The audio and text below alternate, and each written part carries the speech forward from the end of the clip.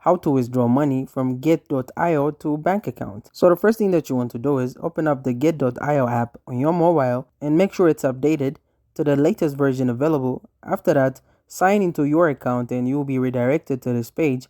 So the first thing that you want to do is go to the asset section in the right corner of your get.io account. After that, you will see what you already have and you can go ahead and click withdraw. Now, once you have selected withdraw, you need to choose a withdrawal coin, for example, USDT. You will see options like on-chain withdrawal phone, email, get.io UID, code, and fiat. Over here, you want to choose fiat to sell crypto. Now, instead of buy, you will see that you can sell it, for example, in euros.